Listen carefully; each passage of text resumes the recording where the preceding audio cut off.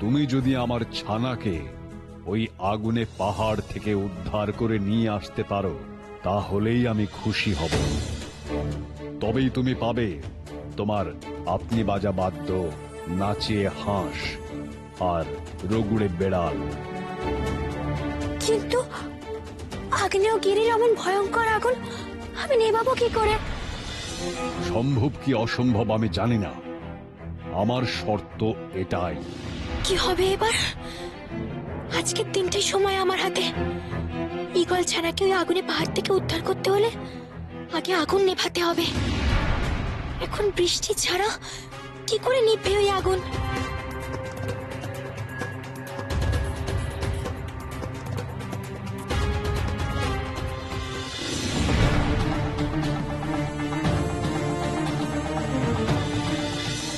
আবার কখনো যদি কোনো বিপদে পড়িস আমাকে ডাক দিস। মেঘপুরা বলেছিল প্রয়োজন পড়লে তাকে ডাকতে, ডাকলে সে নিশ্চয়ই আমাকে সাহায্য করবে। মহাইগল দাদা, আমি পারবো আগুন নেভাতে। তুমি আমাকে এক্ষুনি আগুনের পাহাড়ের কাছে নিয়ে চলো। পারবি বে? হ্যাঁ বড় বুড়িমা, আমার বিশ্বাস আমি পারবো। মহাইগল, তাহলে ওকে তুমি নিয়ে যাও। যদিও পারে তাহলে তোমাদের দুজনেরই মঙ্গল হবে। এত বড় দুঃসাহস!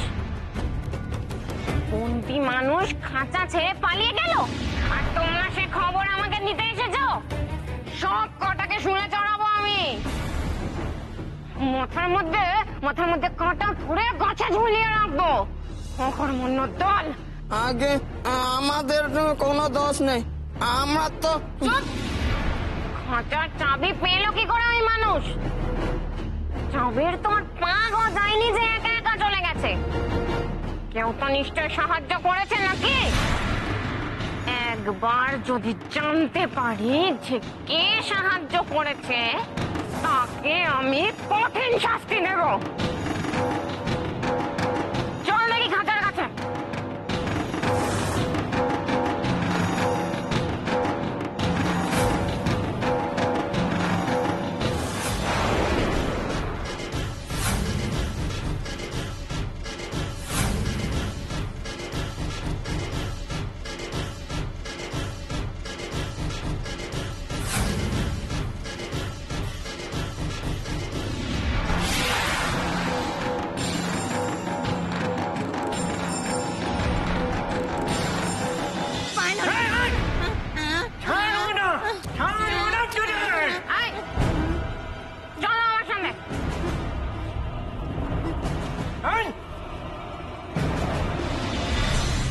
বড় বুড়িমা, তুমি এখানে একটু অপেক্ষা করো। আমি মহাইগল দাদার ছানাকে নিয়ে এক্ষুনি ফিরে আসছি। খুব সাবধানে যাস, কেমন? চিন্তা করো না বড় বুড়িমা, আমাদের কিচ্ছু হবে না।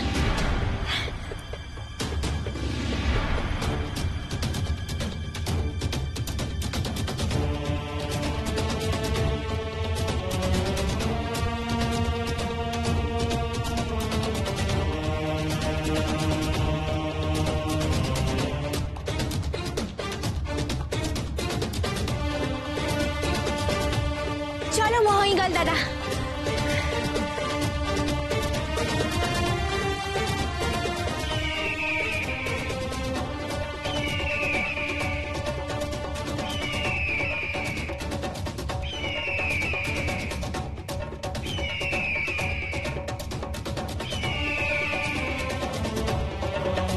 সাবধানে যাস।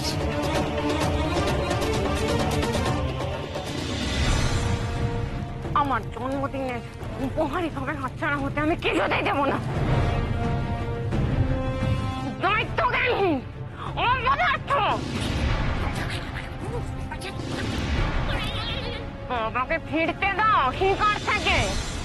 এমন ভয়ঙ্কর শাস্তি দেবো না।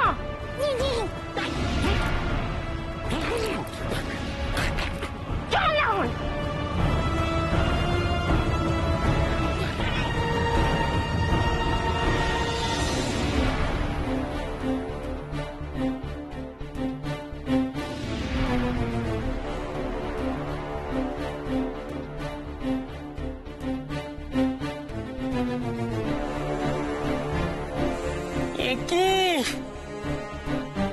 মানুষটা এখানে এলো কি করে?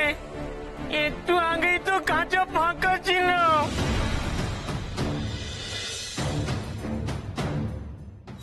ভালো মানুষটা আবার এখানে ফিরে এসেছে। আশ্চর্য, ওর কি প্রাণের ভয় ডর নেই? এত বড় স্পর্ধা তোদের, আমার সাথে মস্করা করিস? এই তো মানুষটা এখানেই বসে আছে। না রাজকুমারী, বিশ্বাস করুন, আমি সত্যি বলছি। চুপ! বেয়াদব কোথাকার। ফিরুক, বাবা একবার ফিরুক শুধু, তারপর দেখ তোদের কি করি। ওই মানুষ মেয়েটা যদি 3 দিনের মধ্যে আমার খেলনাগুলো নিয়ে না আসে, তাহলে তো এই মানুষটার মাংস দিয়ে রাজবাড়িতে ভোজ হবে, আর তোরা সেই ভোজ থেকে বাদ পড়বি।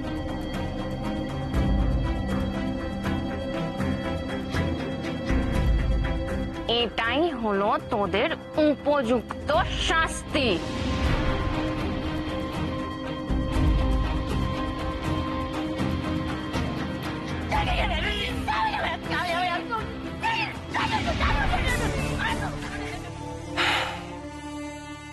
কি আছে আমার কপালে জানি না, তবে আমার বিশ্বাস খেলনাগুলো পাক বা না পাক, পারুল ঠিক ফিরে আসবেই।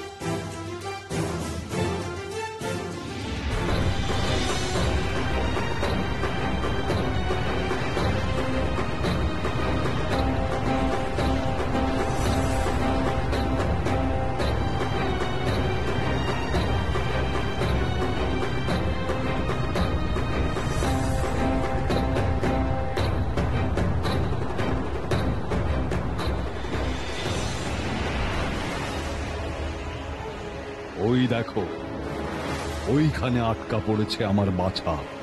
তাকে তুমি বাঁচাও মেয়ে, তুমি যা চাইবে আমি তাই দেব তোমাকে।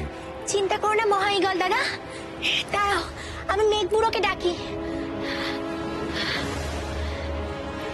মেঘবুড়ো, ও মেঘবুড়ো, কই তুমি? আমি পারুল। আজকে তোমার সাহায্যের বড় দরকার, একটু দেখা দাও। মেঘবুড়ো, ও মেঘবুড়ো, আমি পারুল। আজকে তোমার সাহায্যের বড় দরকার। মেঘবুড়ো, ও মেঘবুড়ো।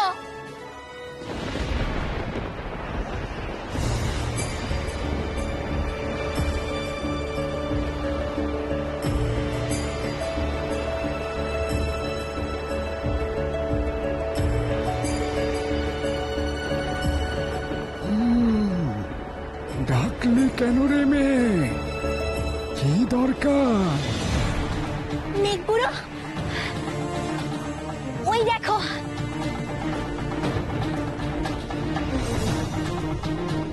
আগুনে পাহাড়ের চূড়া। ওই পাহাড়ের খাঁজে 7 বছর 7 মাস ধরে আটকে আছে এই মহাইগল দাদার ছানা। ওই আগুন নিভিয়ে ওর ছানাকে বাঁচাও মেঘবুড়ো। প্রায় বছর 7 এদিকটায় ভালো করে বৃষ্টি ছড়ানো হয়নি। তুই বলছিস যখন, দেখি একবার চেষ্টা করে পাহাড়ের আগুন আমি নেভাতে পারি কি না। ঠিক পারবে, তাহলে বড় উপকার হবে। এই মহাইগল দাদার ছানা তার মায়ের কোলে ফিরে যেতে পারবে।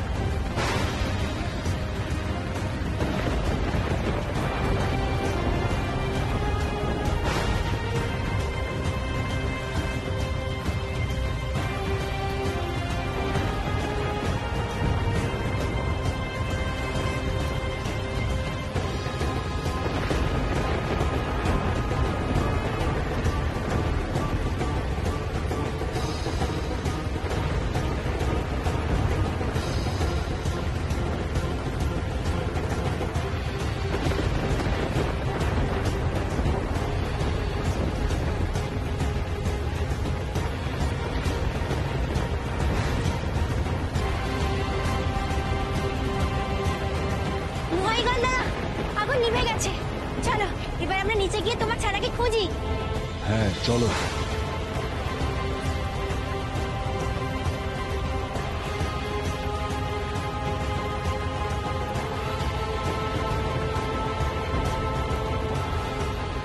বাছা, কোথায় তুই? আমি তোকে ফিরিয়ে নিয়ে যেতে এসেছি। বাছা, আগুন নিভে গেছে, এবার বেরিয়ে আয় খাঁজ থেকে। বাছা, কোথায় কোথায় তুই?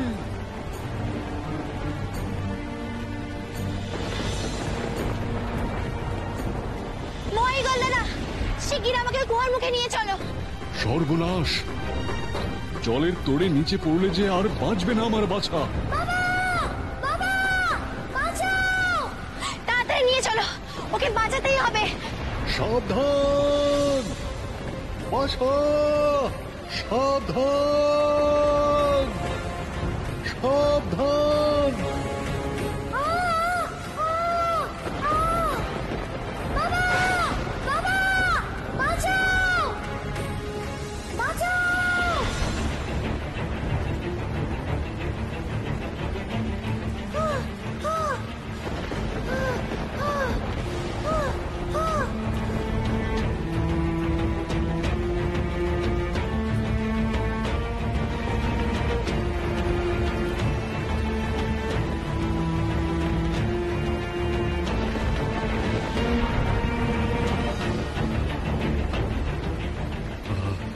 বাছা, বাছা, আমার আমার অনেক ভাগ্যের জোর যে এতদিন বাদেও তোকে ফিরে পেলাম।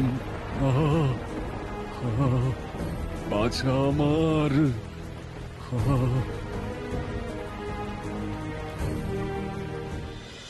মহারাজ, এই কোনো মানুষের কাজ নয়, এই নিশ্চয়ই কোনো ভয়ঙ্কর প্রাণীর কাজ।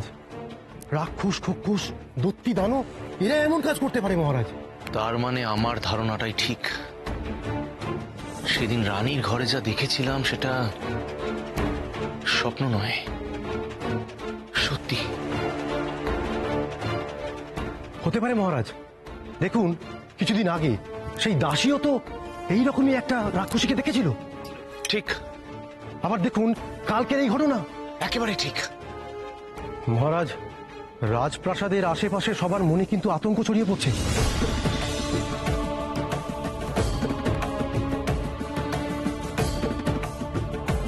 রাতে একা একা থাকা চলবে না আর। হ্যাঁ রে, একসাথে থাকতে হবে সবাইকে। হ্যাঁ, আর পালা করে করে আমাদের সবাইকে পাহারা দিতে হবে।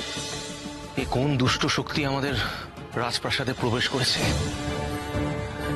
এক্ষুনি একবার মহারানীর সাথে গিয়ে আলোচনা করতে হবে।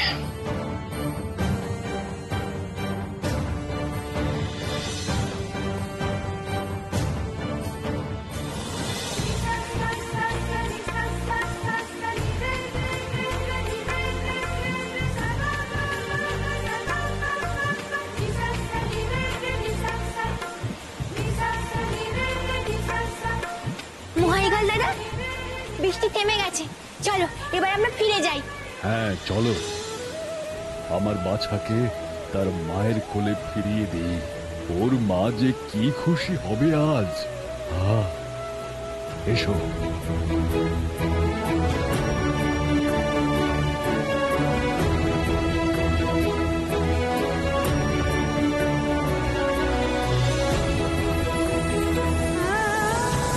চল বাছা। চলো মহিগল দাদা।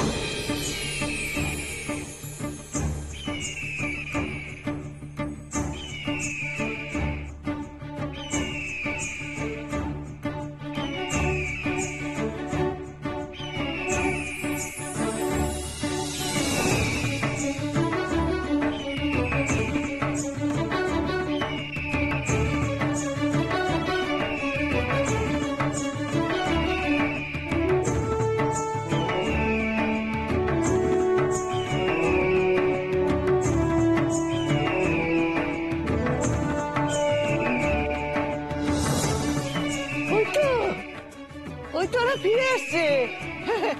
ঈগল ছানাকে সঙ্গে নিয়ে।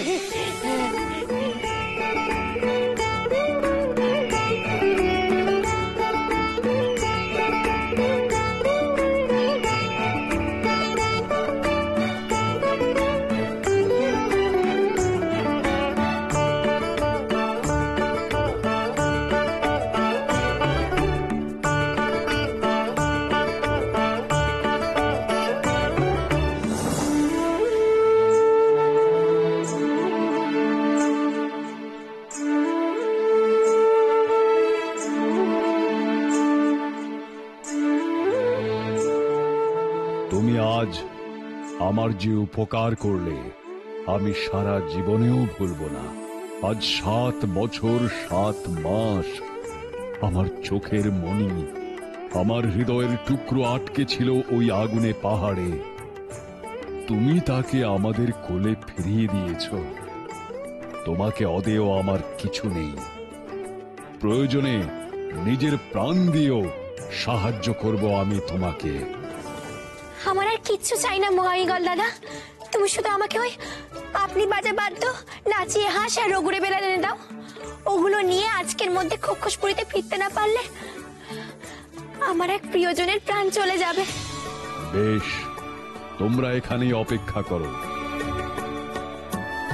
আমি এক্ষুনি ওই খেলনাগুলো নিয়ে আসছি বাসা থেকে।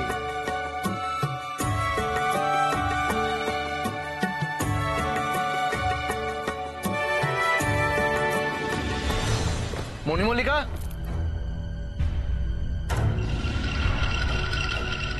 রানী, এ কি তুমি এখন ঘুমোচ্ছ? রানী, তোমার সাথে অনেক আলোচনা ছিল আমার। ওহো রানী, মল্লিকা কি হলো? অনেক বেলা হয়ে গেছে যে, ওঠো।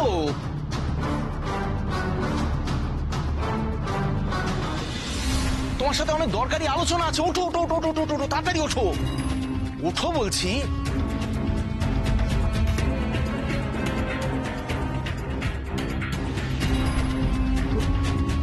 কি হয়েছে? আর বলো না, আমাদের রাজপ্রাসাদে বিশাল বড় এক বিপদ এসে ঢুকেছে। আমি আর দাসী তো শুধু তাকে দেখেছিলাম, তখন সে আমাদের কোনো ক্ষতি করেনি। কাল রাতে সে ঘোড়াশালায় ঢুকে দুটো তেজি ঘোড়া একেবারে সাবার করে ফেলেছে। ভগবান জানে আর কি কি বিপদ যে আমাদের জন্য অপেক্ষা করছে। তুমি না সূর্যনগরী রাজা সুরেন্দ্র এত এত অল্পতে ভয় পেয়ে চলবে কি করে? ও কিছু না, ও হয়তো।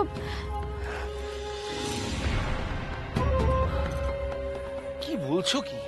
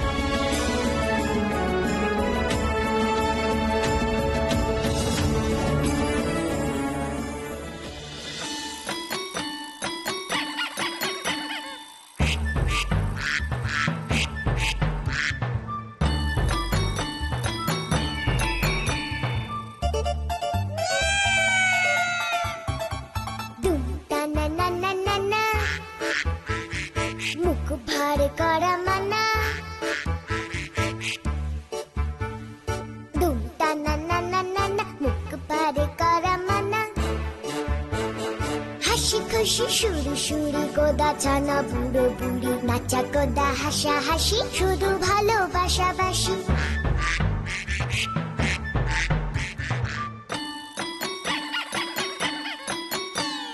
নাকি কাদা ঘেন ঘেনে হাড়ি মুখ প্যান প্যানে খিচ খিচে হিংসুটে বদ রাগে বিদ ঘুটে দূর হাঁটো ঘর যাও সারে গামা সুরে গাও ফুর ফুরে আহ্লাদ ভরো পেটে মাছ ভাত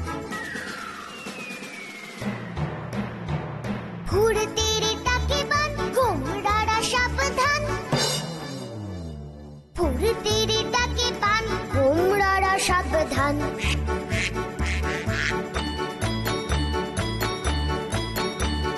তোমরা সাবধান